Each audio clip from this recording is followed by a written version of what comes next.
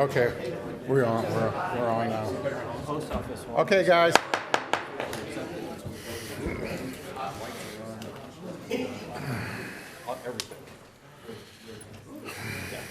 Hence the extension. We're doing double extension. Okay, guys, thank you for coming to tonight's meeting. We'll get started with the invocation by John Carnett. He's with Restoration Church, and Mike Elam will lead us in the Pledge of Allegiance. Please stand. Our gracious Heavenly Father, we're so grateful for the favor that you've bestowed upon our county. Lord, this is where we live, this is where we work, this is where we love. And we pray, Lord, that tonight, that as we endeavor to do your business on this earth as a governmental agency, we pray, Lord, that you would just bless every council member, the executive, and all the people who are working here. We pray, Lord, you bless them, their families. And God, that you would shine favor down upon this county even more so, Lord, as we endeavor to do your work on this earth in this governmental structure. We thank you for this evening, and we bless all that happens here tonight according to your goodwill. In Jesus' name, amen. Amen. Let's play. I pledge allegiance to the flag of the United States of America and to the republic for which it stands, one nation, under God, indivisible, with liberty and justice for all.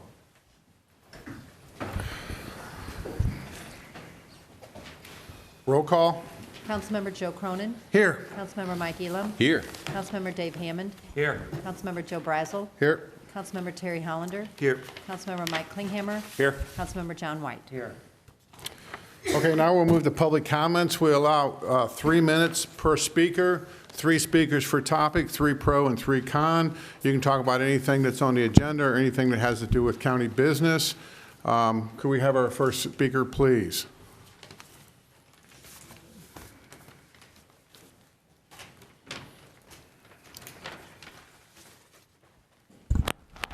Thank you, Mr. Chairman, members of the County Council, A.C. Dienoff, County Resident and Public Advocate.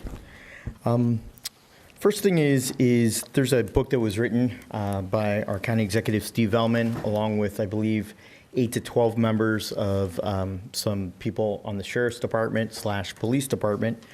It's called The Stars Between the Rivers, and it's a history of the St. Charles County Sheriff's Department. It's a book. I went to the opening on Saturday in Wentzville. And I haven't read it all, but I've read a few excerpts and looked at the pictures, and it's well worth a great holiday present, and it's great history of St. Charles County, and I would encourage everybody in the county to get a copy. I think they ordered 500 copies, so kudos to the county executive and the police chief and his committee in putting that together. I listened to the budget hearings, the first budget hearing, and we're talking about adding a groundskeeper supervisor. Well, you know what? We have lots of inmates, nonviolent offenders that are cooped up inside our corrections facility. Why don't we have a program that we initiate to use inmate services to mow our grass, rake the leaves, trim the trees, plant the flowers? That would save taxpayer money and be a good thing on both sides for nonviolent offenders. We have some disrespect on this county property in reference to some monuments. There's weeds around this property. There's grass growing up between the sidewalk. There's some things that are just in disrepair, and some of our monuments, in my opinion, are disrespect to who they're supposed to honor. I heard that Mr. Elam said, or Mr. Klinghammer said, that we contract some of the services, but we have some people in facilities management. Well, you know, the supervision isn't so hot, in my opinion, if you take a stroll during lunch and walk around the property right here at this executive office building. And that leads me into the second question, is how many public information officers do we really need? To the tune of anywhere from $60,000 to $90,000. We have a full-time health public information officer, a full-time county executive public information officer, a full-time police public information officer, somebody in emergency management that deals with public information, other spokespeople throughout the county.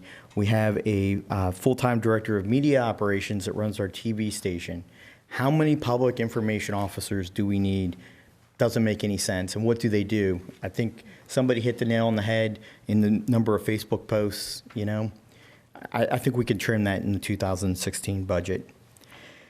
Leading into on your agenda, the County Director of Elections is asking for 150 additional iPads.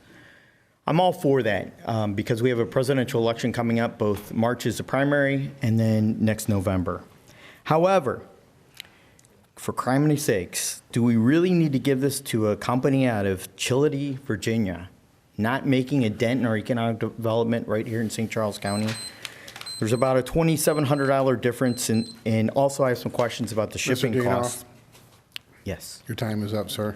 Can I just close? Wrap it up, please. So the shipping costs, I didn't read where that's figured into the bid. I want to make sure that that's into the bid, delivery costs, but is there some way that we can reach out to places like MasterCard and some of the places that are getting tax abatement to donate those 150 machines free of cost to taxpayers? Thank you. Okay, is there anybody else who'd like to come up and make public comment?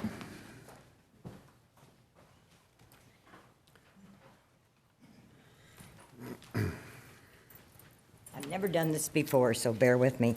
My name is Diane Hillman. I live on Hepperman Road, and there's a Hepperman Road project that's supposed to be going on. It's a $4 million project. The major concern that the people on Hepperman Road have is the excessive speed that is currently on Hepperman Road with the bad shoulder, well, the ditches on the side of the road and stuff. So our concern is if we straighten that road, how much more speed are we going to have? And they're saying, well, we're doing it because of the number of accidents. I looked at the accident reports, 41 accidents in 6 years. The majority of the accidents happen on the south side of Hepperman. For some reason, they decided that they want to do this project from South Service Road all the way to Golf Club of Wentzville. After Golf Club of Wentzville, for some reason, from there to Highway N, that part of the road isn't important anymore. They went 35 foot of my yard, my neighbor's yard, the next person's yard, and it's like they want to make this road 35 foot wide. This is a country road. Highway N and the service road are both 22 to 23 foot wide, but my little country road that comes off of those two main arteries is going to be 35 foot wide with storm sewers and curbs. They wanted to do sidewalks. They wanted to make my side of Hepperman Road, which is just houses, 3 lanes wide. And they said because of rear-end accidents. There's been 1 rear-end accident in 6 years, and it was at the service road. So the whole idea of spending $4 million on Hepperman Road is beyond me. There's 3 major curbs on Hepperman Road. The curbs are not being addressed. The curbs are they're just gonna take a little bit, they're calling it smoothing the curbs. They're 15-mile-an-hour curbs. If y'all wanna do anything to Hepperman Road, why don't you guys put culverts in, cover them, and grass them, and give those people that slide off the road somewhere to slide besides tearing the bottom of their cars up. I have a whole bunch of documentation. I've talked to multiple people.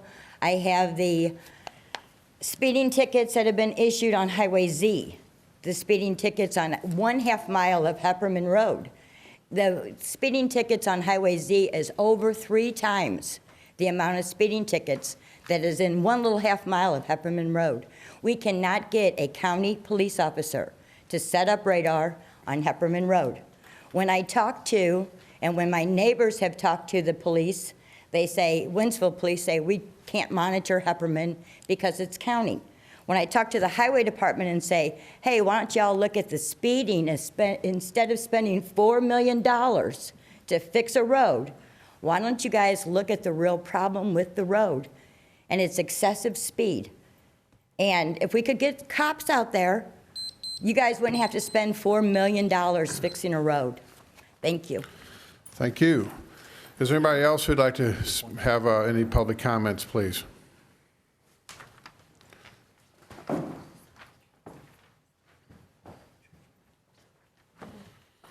Hello, my name is Christine Camato. I live in Defiance, Missouri, and I'm here representing the Defiance Merchants Association regarding Bill number 4286 that will be discussed later this evening. The Defiance Merchants Association, which consists of approximately 30 members, is very much in favor of this proposal, as we feel that it will have a great economic impact on our community and our businesses, and we hope you will give it your consideration. Thank you.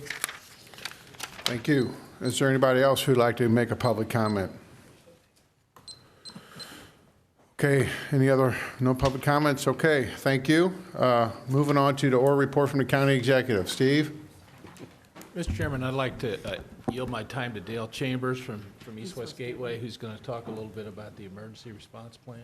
The all hazard plan. Okay, Mr. Chambers? County Council members, thanks for inviting me tonight. I'm Dale Chambers with STARS, a member of East West Gateway Council of Governments. The hazard mitigation plan for the St. Louis metropolitan region is updated every 5 years to comply with federal rules. The plan covers Missouri counties and the 135 county municipalities and 50 school districts which are located inside those counties.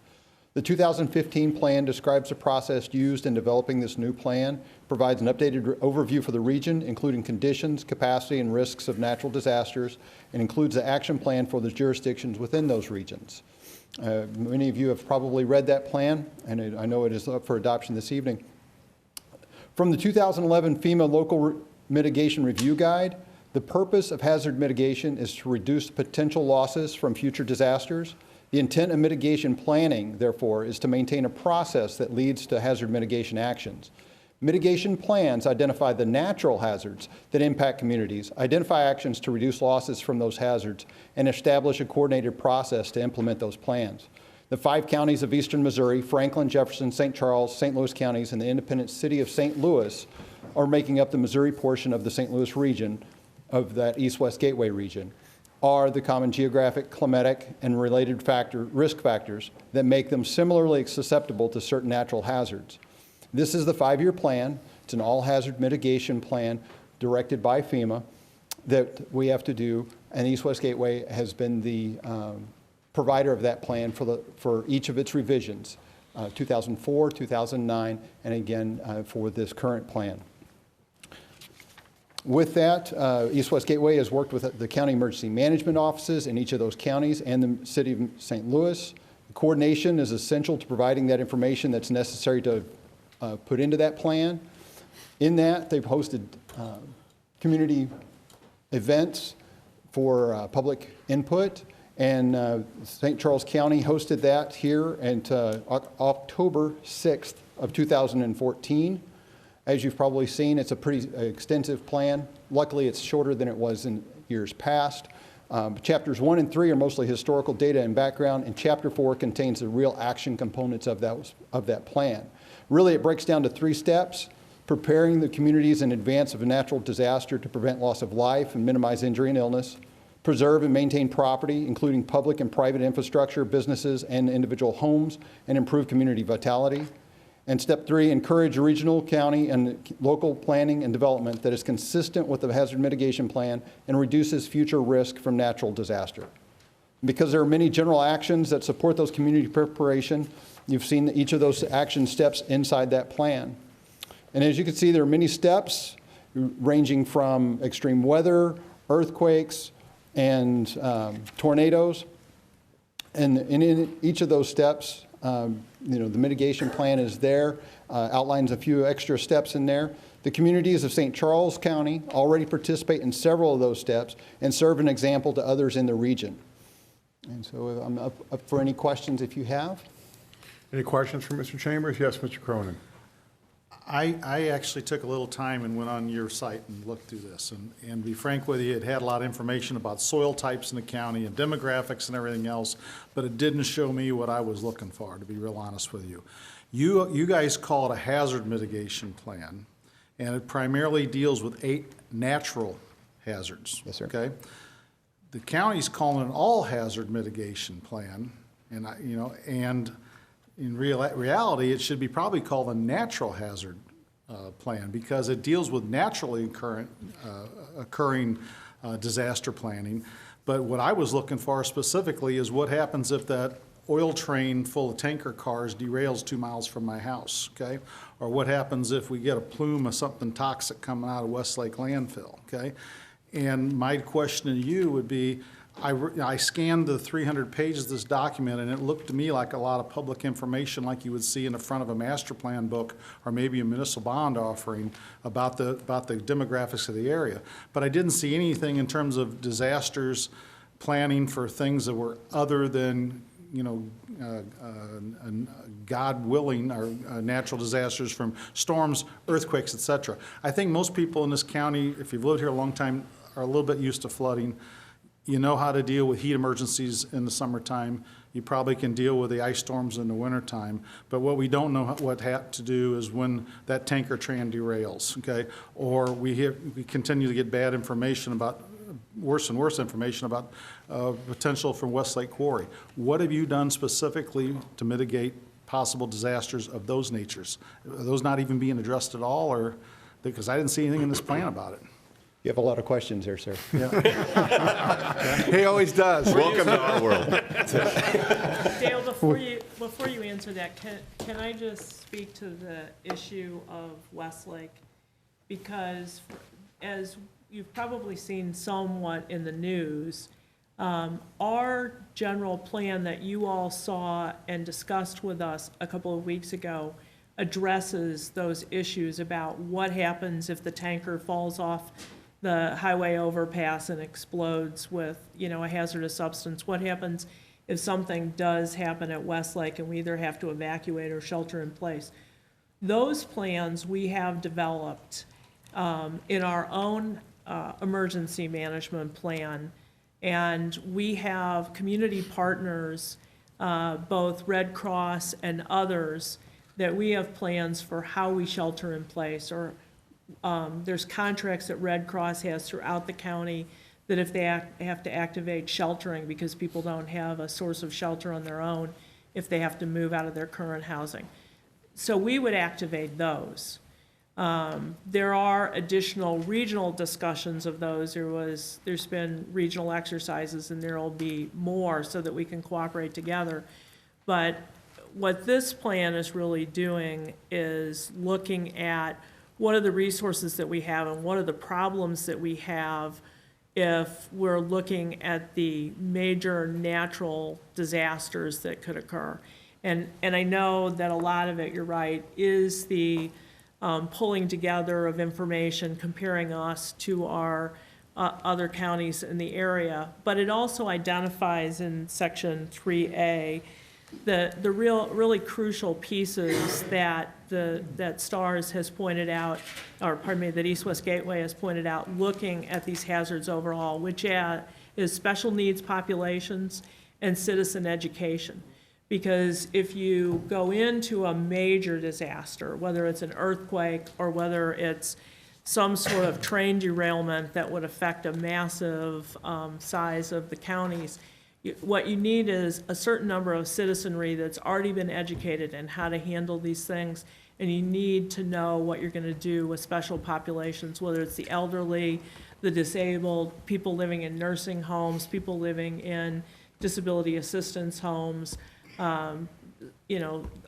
just anybody who isn't going to be able to respond on their own or without assistance. So that's really what a lot of the focus of this is, and I've sort of jumped on I took on your response, Dale, but with that kind of an overview, tell them where I'm wrong and what you'd add to that. No, ma'am. I would always defer to a response like that. So, no, I would, all of that is dead on. So your local emergency operations plan, which it sounds as though you've recently adopted or have been working on, addresses those specific hazards. From this mitigation standpoint, it is a natural hazard mitigation plan. Then why not call it so? Because it's not an all-hazard plan. I've heard what she said and what you're saying. It's not an all-hazard plan. It's not an all-hazard plan. No, sir. So It is a hazard mitigation plan. It's a natural hazard. Well, and that is the terminology that is directed to this plan by FEMA, not by us. Is there any reason why, if Mr. Cronin desires to do so, you can just amend the resolution, can't he, or not? You guys call it a hazard mitigation plan, correct? Yes, sir. Then how do we get to the all hazard? Because I'm looking at it, I'm thinking, geez, the folks in this county are going to feel all warm and fuzzy because we're dealing with all the hazards, but we're not, you know? I don't know Not with how this we plan. got from hazard mitigation to all hazard. I know Wayne made a request that we adopt the thing, and somehow or other we picked up the word all somewhere, but it should be amended out. Okay. The use of the term all should be amended out. And I will add one small component to those pieces. On a regional scale, STARS is participating in those planning activities, or helping to facilitate those planning activities, and are addressing those hazards in different ways, in not this plan, but in other plans and in other trainings and exercises. Also, I would like to add that the hazard mitigation plan that East West Gateway has established that has been accepted by FEMA, that you on the resolution this evening, is primarily directed for mitigation, post-disaster recovery type of grants. That has nothing to do with East West Gateway, but that is really the mechanism of why that document exists. Can I ask, and this would be something that maybe the chief can tell us too, you know, we have a regional SWAT team, and the SWAT stands for, you know, Special Weapons and Tactics. And when you go to that training facility, it's very impressive, and they bring the best talent from all over the county, from a lot of departments to work on it. I'm thinking that, you know, is there anything like that? I talked to a lot of firemen about that. I said, do you guys, you know, have cooperative ventures like that for hazmat, stuff like that? And because I mean, while police officers are very good at law enforcement and managing emergencies, they don't put out fires, okay? That's for firefighters. So I got burnt with a grill. yeah, but I mean, do we have something like that? Because I see those mile-long tanker trains shooting up 79, and they're full of highway, that new crude oil that they're shipping is explosive. And more than that. And 2 of them derailed in Wisconsin this past week, so that's what The I'm worried county about. has a hazmat unit, and it's comprised, and I'm not going to speak for the fire service because that's not what I do, but they try out for their hazmat unit as we would for our special teams and stuff, and they receive extensive training. A lot of the training is funded through STAR because it's expensive training and it's not held locally. So, I hate saying this, but their hazmat unit would be the equivalent to law enforcement SWAT team. And they monitor what goes through this county.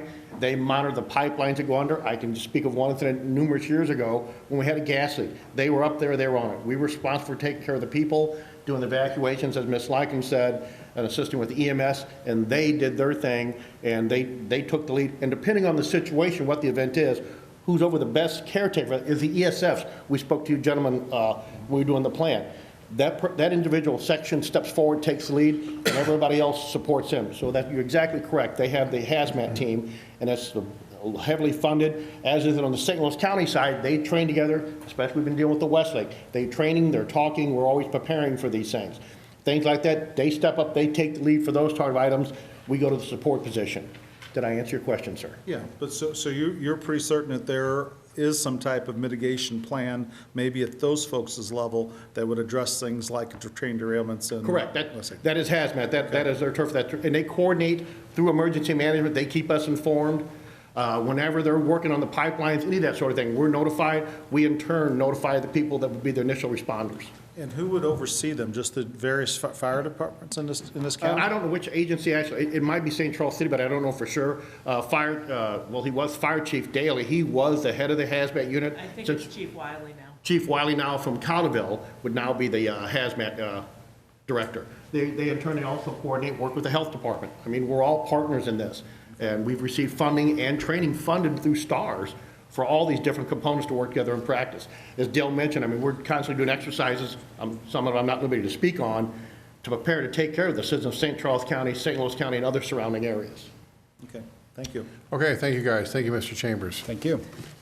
We dragged Dale out here and then we talked over him, so my apologies, but thank you very much for coming. And feel free to give me a call and keep going. Thank you very much.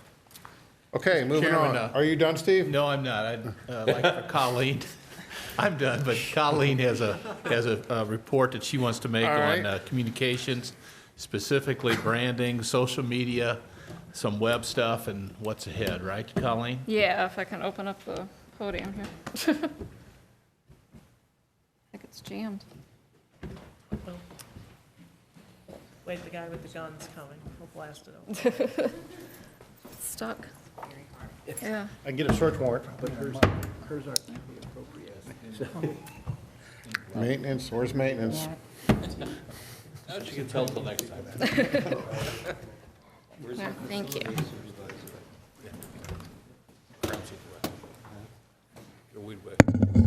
Sorry about that. She's very good at communications, just not very good. Yeah. Not good at the opening of the cabinets, apparently. Okay. Okay, good evening, Councilman. I know during the work session, you discussed a little bit about the proposed changes in the budget next year in regards to the Department of Communication. Tonight, I'm going to give you a little bit of an overview about how far we've come over the past few years in regards to communications in the county, specifically covering branding, social media, printing, web, and what we are planning next and what we would like to do going forward. Can you see on the screen up front? No. For the presentation? No? Okay.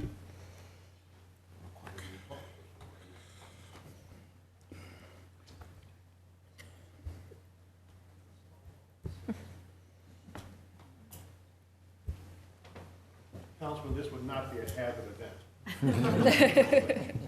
Technical difficulties.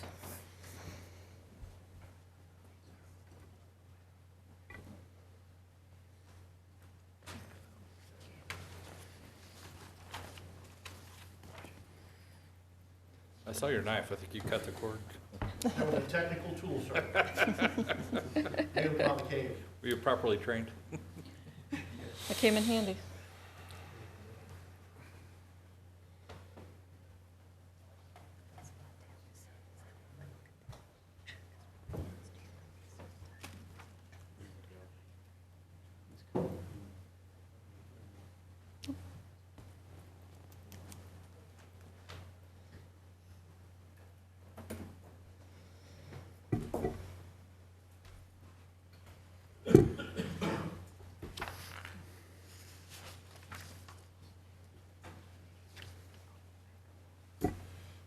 Colleen, it was working. Yeah.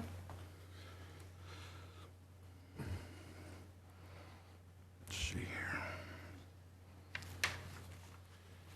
here. Do you want to do this in the next meeting, or you? Kelly, would it work to do it at the next meeting rather than tonight? Yeah, I mean, if it's not working. Sorry.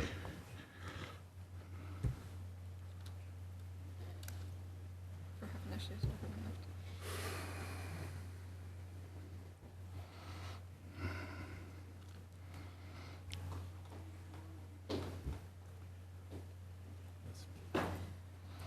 Mr. Chairman, why don't we just do it Yeah. next meeting? I apologize. Sorry. That's fine, we'll just do it next meeting. Okay, moving on to consent agenda. Are there any items to be removed from the consent agenda? Move to accept. Do I have a second, all those in favor say aye. Aye. Opposed? All items have been approved. Moving on to Resolution 15-10. Resolution number 15-10, sponsored by council as a whole, a resolution adopting the St. Louis Regional All-Hazard Mitigation Plan 2015 to 2020 as updated in 2015. Whereas federal statute requires that the All-Hazard Mitigation Plan be updated and readopted every 5 years. And whereas in Missouri, the State Emergency Management Agency, SEMA, has funded East-West Gateway Council of Governments to prepare an update to the regional plan last completed in 2009-2010. On behalf of Franklin, Jefferson, St. Charles, and St. Louis counties and the city of St. Louis and 135 participating municipalities and 50 school districts.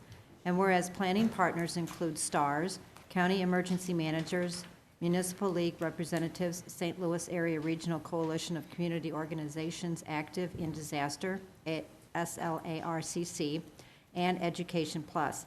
And whereas the plan was prepared in accordance with guidelines established by the Federal Emergency Management Agency, FEMA, and SEMA, and these agencies have authority for the final review and approval of the plan. And whereas East West Gateway Council of Governments submitted the final plan on June 1st, 2015, and FEMA has approved the plan. And whereas this plan is designed to help protect public safety and prevent loss of life or injury in the event of a natural disaster, and is so designed to reduce risk to existing and future development and to prevent damage to each community's unique economic, cultural, and environmental assets. And whereas the all-hazard mitigation plan will also help to improve the operational effectiveness of local governments and school districts following any natural disaster by providing recommendations for advanced preparation. And whereas St. Charles County recognizes the threat that natural hazards pose to people and property within St. Charles County. And whereas St. Charles County has participated in the preparation of a multi-hazard mitigation plan, hereby known as the St. Louis Regional All-Hazard Mitigation Plan 2015 to 2020, hereafter referred to as the plan, in accordance with the Disaster Mitigation Act of 2000. And whereas the plan identifies mitigation goals and actions to reduce or eliminate long-term risks to people and property in St. Charles County from the impacts of future hazards and disasters. And whereas the county governing body recognizes that land use policies have a major impact on whether people and property are exposed to natural hazards, and St. Charles County will endeavor to integrate the plan into the comprehensive planning process. And whereas adoption by St. Charles County demonstrates its commitment to the commitment to hazard mitigation and achieving the goals outlined in the plan. Now therefore be it resolved by the County Council of St. Charles County, Missouri, that Section 1, St. Charles County hereby adopts the St. Louis Regional All-Hazard Mitigation Plan 2015 to 2020 as adopted in 2015. Okay, is that it? Chairman, I move to amend resolution number 15-10. What's your motion? You're going to amend it to what? To strike the word "all" in all places it appears where it refers to all hazard, to Okay. refer just to hazard mitigation plan. Second. All those in favor say aye. Aye. Opposed? Okay, that motion has been approved. Go ahead. Oh, one more question. Bob, we don't need Bob on here anymore, do we? Bob, you can go.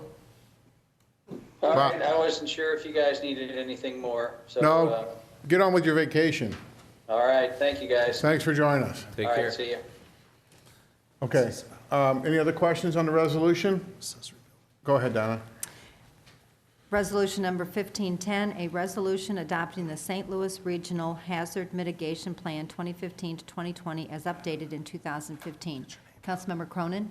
Yes. Councilmember Elam? Yes. Councilmember Hammond? Yes. Councilmember Brazel? Yes. Councilmember Hollander? Yes. Councilmember Klinghammer? Yes. Councilmember White? Yes. Resolution is passed. Move on to bills for introduction. Bill number 4284. Bill number 4284, requested by Mike Elam, sponsored by Mike Elam, an ordinance amending section 405.090.e ordinances of St. Charles County, Missouri relating to accessory structures in RR, R1A, R1B, R1C, R1D, and R1E, single-family residential zoning districts. Any questions or comments? Michael? You got any comments? Does anybody have any questions about it? This is just, you're just enlarging the size in the agriculture areas, right? This goes back to when we ahead. approved that guy's barn, Right. and Wayne helped us recognize that we didn't have growing structures allowances for anything over, I believe it was 3 acres to 10 acres, isn't that true? And so we had that for commercial, but not for residential. Or agricultural. I'm sorry, for agricultural. So this, we had agreed that we were going to do this when we approved that guy's barn, and this is just following up on what we talked about then. Okay, any other questions or comments? Okay, moving on. Bill number 4285, requested by Wayne Anthony, sponsored by Jill Brazel, an ordinance amending the zoning district map of the County of St. Charles, Missouri by rezoning land from A, agricultural district, 5-acre minimum lot size, to RR, single-family residential district, 3-acre minimum lot size, as per application RZ 15-000013. Any questions or comments? Seeing none?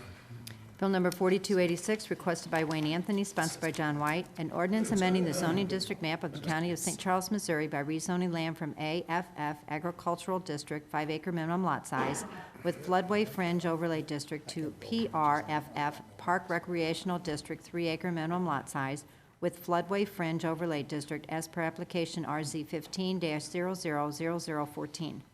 Any questions or comments? Just a comment, I went and looked at the property, I approve of it.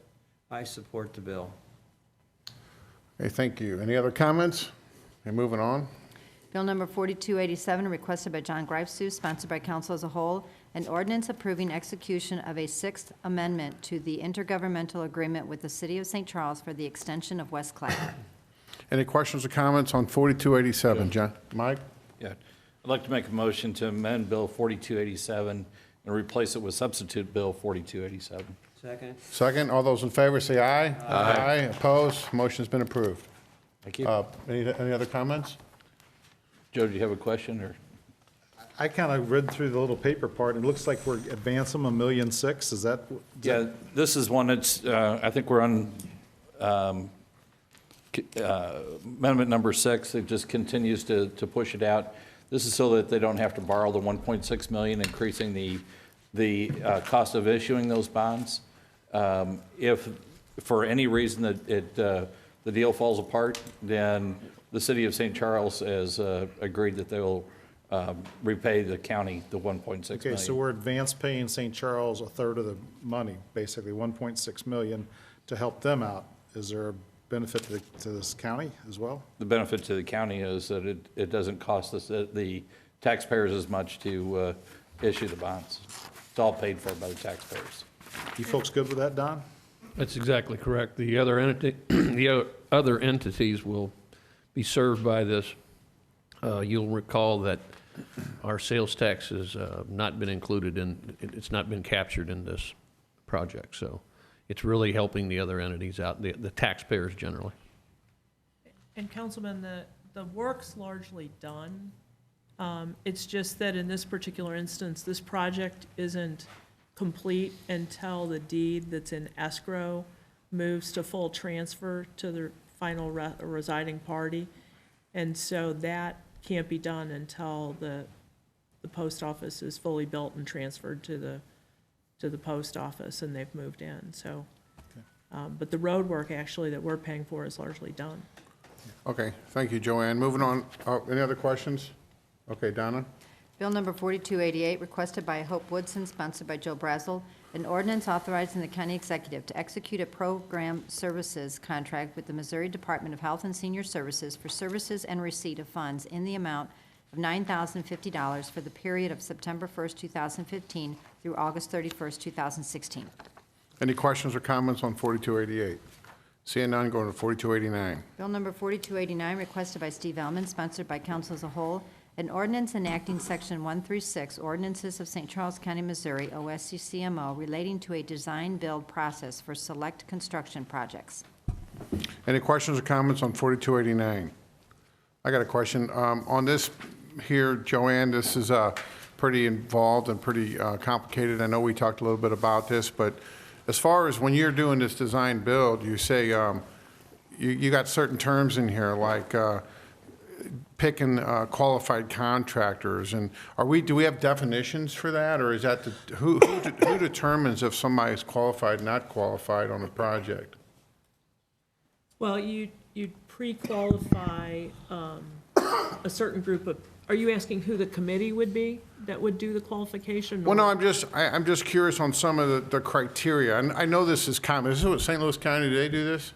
Yes, and this is largely based on theirs. Greg adapted this from St. Louis counties, but looking at best practices that he could find from other jurisdictions.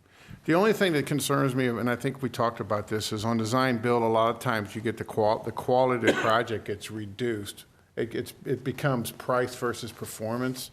And that's the only thing. I don't know what we have written in here that's going to pertain to that, but if an architect, are these going to be drawn by architects? Is there still going to be a concept of design, or does the actual general contractor have that bring in the concept? No, there's a concept of design. You start with a consultant who works for us to put together very detailed layout of what it is that we're looking for to be designed. A footprint, so to speak? Tell me what you mean by footprint. Just the actual rooms and or is it actually elevations and it's no engineering though? It's not the engineering for the most part, but you know, if that somehow or other was crucial to a project, for instance, a road project, it might be. I mean, Well, you would typically you're typically looking for a team of individuals that consist of both a contractor as well as a design function. And they would be required to submit a certain percentage, maybe 25% or 30% complete drawings of what they're proposing to do. That's what we did with Page. John and I both sat on the selection committee for Page Avenue.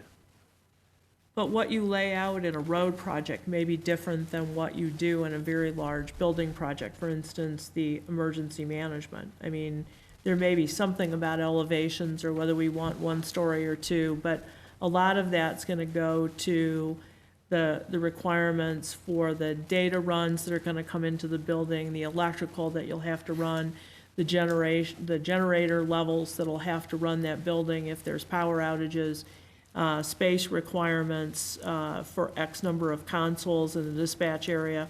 So it may look very different in terms of what you lay out, that you're asking people to come in and give you their design build proposal on in that kind of project versus a road project. Well, the only thing that I'm concerned about, and I'm not alarmed, I'm just concerned or asking questions, is I think sometimes the quality of the project, like for instance, one contractor may see that the flooring, flooring can be anywhere from $2 a square foot to $13 a square foot. So how do you know, and if somebody's a low bidder, without going through every little specific detail, how do you know what kind of quality you're getting to maintain long-term sustainability with the buildings, rather than, like even in the roofing, you can go with a rubber EPDM or TPO, or you go with a 4-ply built-up roof, where you're going to be at $10 a square foot versus $20 a square foot. Those kind of things win bids. So how do you know that when you're going to a performance contract like this, you're basically bidding on price and not performance? And that's what does kind of concern me a little bit. It's worth a conversation, so. And I think those are really important issues, but I think that the answer to that is that doing design build makes us do, as a government, a lot more work up front. It puts Corey to the forefront to be giving us advice about those key building elements. It puts the departments more to the forefront to describe what it is functionally that they're really telling us that they have to have, and to justify that, rather than to just go to an architect, do a general design, and then once the construction documents come out, the departments are saying, well, that isn't really what I needed. I need a smaller space here and a bigger one here, or we need a 25-year raised floor or something. So what we really see is that it'll put a lot more emphasis on us to be involved in the upfront planning and the design phase with whoever wins is working towards winning the bid. And then hopefully we're in a lot better educated spot by the time we award, not just as to price, but as to what it is that we're actually building. One second, Joe. How do you avoid, I understand when an architect and an engineer team design a building, that a lot of things can be missed, depends on how good the team is. And that's where you get zapped with a ton of extras, because a good general contractor will know what's missing and not put it in the bid. And then when he's doing the job, he'll say, well, this was missed, you really need this, and this is an extra, whatever. So with this criteria on performance contracting, how do you avoid, because extra work orders are always 10 to 20% of cost of the project, typically industry standard. So how do you avoid that when it's this kind of a situation? Mr. Chairman, I think when you get into that level of detail of a project, it's past, this sets out the structure and the process that the design build process would use. But when you get into the details of each project, especially with design build, from everything we've learned so far, you have to have a good consultant working with you from the beginning, because you do a lot of a lot more work up front, as Ms. Lycum referenced, and you have to set the parameters the right way. And it's all in the specifications that are released when you get to the request for proposal stage, asking those design build teams to then come to you with those proposals. those are, enormous detailed documents. So that there's nothing in this ordinance that's going to guarantee you're going to have a great outcome from a design build process. It would take starting with this process and then implementing it the right way. Well, I think the design build process is in fact to try to eliminate change orders, isn't that right, Joanne? It is. And to eliminate problems. So I would just like to know what that, we don't have to discuss it right now because this is a great detailed conversation, but I think the parameters need to kind of be, I think they need to be discussed. It can't be an arbitrary decision made by the facilities or construction department or whomever. No, and it wouldn't be, that's something that it would be in conjunction with the council being aware that we want to go design build with a particular project, and you all being aware that we're going to begin the consultant process, that's going to result in a set of specifications, and that's what will go out for the, for the pre-qualified bidders to be identified, and then the actual competition amongst those. And it has to be at least two. We can't go forward unless we have two competitors, at a minimum, maximum of 5 that we'd pre-qualify, and we go forward trying to get the best build. And that's months of consultation between the county and those pre-qualified entities at that point as well, as you know. Okay, one more question, Joe. And on the design build, it said this was supposed to be project specific, correct? Correct. So where is it, does it say this in here where the council will approve, from what I understand, we will approve whether or not it goes design build or traditional bid. Is that correct? Absolutely. Where does it say that in here? It says in the title, select. I know, but where They is can it? select it. They can just use this if they want to use it. No, If where's you, if you look at it's page 5, it's proposed section 136.020 subdivision 2, or subsection 2, excuse me. The last sentence of that, once the Director of Administration has approved a project for design build, it then goes to the County Council for specific designation by the council that design build can be used for that project. And it's Mr. Chairman, you're in the not going form to of- have many of these projects. No, I know. Mr. Cronin. I think the key is in the title. It says that this is just another tool that they can use. They can select design build should they choose to for a specific project. In conjunction with the council approving us using that process. And the thing that I like about this, when we toured St. Louis County's Emergency Center, we talked to those folks, and they had no closet space. They had all kinds of design issues that the building, despite $22 million of brand new structure, it didn't meet the needs. This thing's got an evaluation team where you can have people from the county that actually use the facility come in and chime in on the design and the building of this building, and I think that's huge. But I would caution you that also design build, I ran into something that this last couple of weeks that I think that design build kind of hurt in one effort. I was doing a private bid to try to save the old 4061 bridge to turn it into a tourist attraction. There's parks on either side of it in St. Louis County and St. Charles County. And I thought it's a shame because a lot of cities like Austin, Texas and Nashville take those old bridges and make them into nice tourist attractions. But one of the hurdles I found out about was that project was a design build project. And the design build was the construction of the new bridge, the deconstruction or the remodeling of the old bridge and the deconstruction of the real old bridge, okay? So there before, that was just a hurdle that couldn't be passed. So if you're gonna use this design build process, it's pretty important that you just know exactly what you want and what you're asking for because it creates a problem changing it down the road Okay, any other questions? Okay. Second. Whoa, guys, don't you? You gotta go and miss any announcements, John? There aren't any. I have one. We covered it. John was quick on the pulling items from the consent agenda, and I didn't want to bother Bob on his vacation, but we've got a problem with not getting enough bidders for some of these projects, for some of the stuff that we're bidding. I mean, we bid out body work for the county, and there's dozens of body shops, and we got 2 bids. I know the health department needs a new forklift, but we had to go to Florida to buy a forklift, when you can buy any brand of forklift you want in St. Louis area, okay? Because we only got 1 bid, or 2 bids actually, and one of the bid chosen was from Florida. So I don't know what to change, I don't know what the answer is, and I don't know what to do, but somehow we've got to get more local businesses or regional businesses bidding on purchases for the county. So maybe that's a discussion at a later date when Bob gets off vacation. Mr. Bamer? This is a subject matter that comes up fairly regularly with this council. I would just suggest to you that there's a lot of businesses out there that just don't want to mess with government. It's too much of a hassle, which costs you money, as you well know, Joe. Time is money in the private sector. And a lot of people just don't want to mess with the bonding. Joe's familiar with that situation. It's in a good economy, you're going to have good companies that are not going to want to participate in government projects. If things are bad in 2008, 2009, we had engineering firms that never normally did work for the county that put in proposals. It's the same way with construction outfits. There's good reasons why, good legitimate reasons why some of these people don't participate.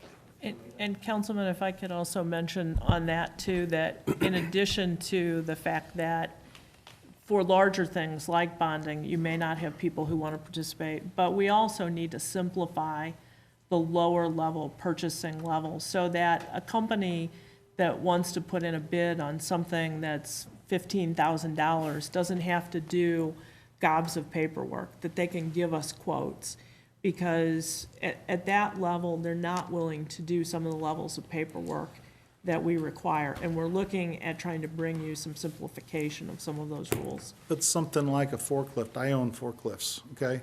And if I'm looking for a forklift, I put 3 calls out to companies in St. Louis, and I got salesmen beating down the door. Because you And- put out 3 calls and they'll fax you something.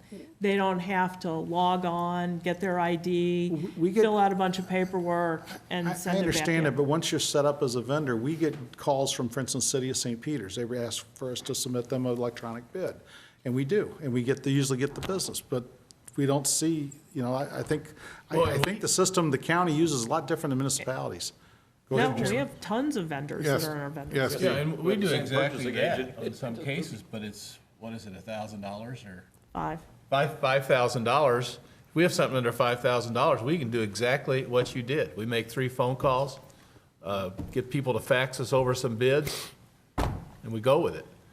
So, Jennifer and I have maybe been that working on something. 5,000 should be raised. I'll have it brought forward in December. Okay, Mike Elam. Do you want to say something about the veteran celebration that we have coming up on Wednesday? Why don't you? It's going to be here, it's going to be at 1:30. Is it going to be held out on the grounds on the back side? Right over here. Right here on the By the far flagpole. side? Okay, good.